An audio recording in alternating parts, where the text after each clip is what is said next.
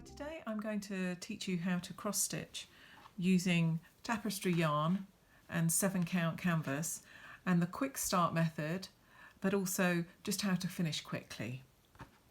So to start with, you use one thread of tapestry yarn and 7-count canvas, and to start the stitch I'm going to go up just from the back and pull the yarn through.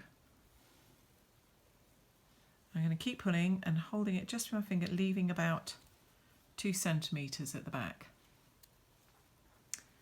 Now the stitch is formed over 4 holes, and I've come up in the top left of those 4 holes, and I'm going to go and make the first half of my stitch by going to the bottom right but popping straight back up into the bottom left because it's nice and quick, and you can see I've made the first half of my stitch.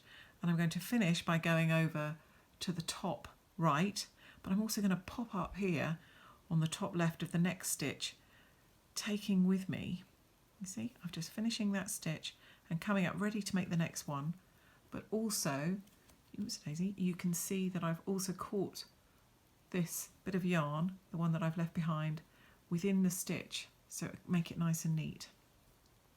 So keep pushing that through, pull it up. And you see I've made my first cross stitch.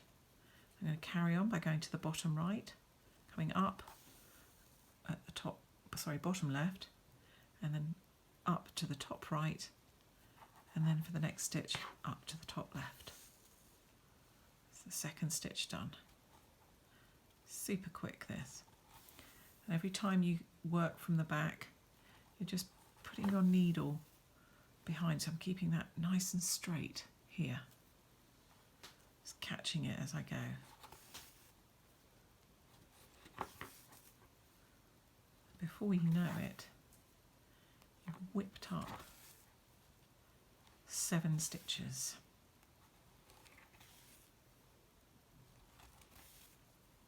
And then you finish off by going to the back.